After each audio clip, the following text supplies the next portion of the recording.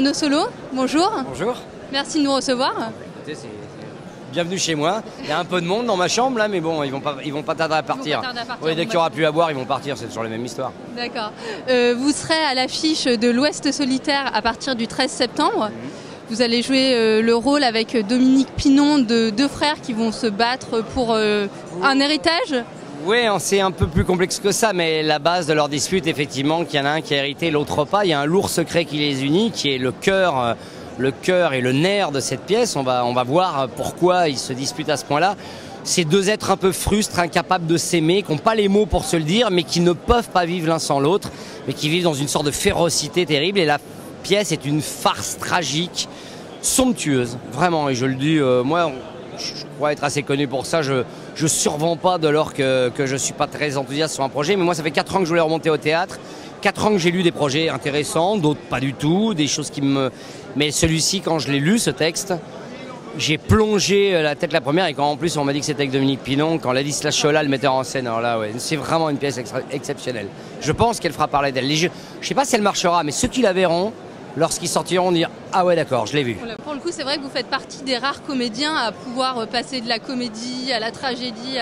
Est-ce que c'est une bataille quotidienne quand même pour ce... Oui, non, c'est pas une bataille parce que moi je suis porté par les scripts, les histoires que je lis. Donc si demain j'ai le choix entre un drame avec un rôle que j'estime pas très intéressant et une très belle comédie, j'irai vers la comédie. Donc je me sens pas obligé de...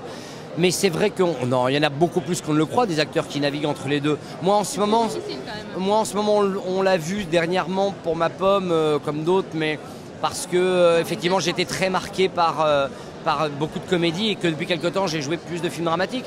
Mais la vérité, si je m'en 3 qui sort le 1er février, ma foi, nom de bleu. Le tournage, pareil, a été sensationnel. Les retrouvailles là, des 5, la féroce, ça a été n'importe quoi. Genre, les premiers jours de tournage, j'ai vu le réalisateur qui dit on va jamais s'en sortir parce que c'était même pas des fous rires, c'était pendant les prises, on inventait des trucs, ça partait en couille. Pardon. C'était du grand n'importe quoi. Et puis après, on a été repris par la rigueur du scénario. Et parce qu'en plus, la comédie demande une rigueur terrifiante, terrifiante vraiment à jouer. C'est un artifice de vie. Hein. On n'est pas tout le temps en train de faire les cons. Donc c'est plus artificiel de jouer la comédie, à la limite, que de jouer des drames. Nos vies sont souvent plus mélancoliques que constamment joyeuses. On vit pour avoir des moments joyeux. Mais la plupart du temps, nos vies sont bourrées de questionnements, de doutes, de tourments. Et qui font partie du quotidien. Moi, ça fait partie de ma joie d'avoir des tourments aussi. Et est-ce qu'on peut dire que vous êtes devenu un acteur bankable maintenant ou pas encore? Écoutez, je ne sais pas si mon nom fait que des films se font, mais mon nom n'empêche pas que les films se fassent. C'est déjà pas mal. C'est déjà pas mal.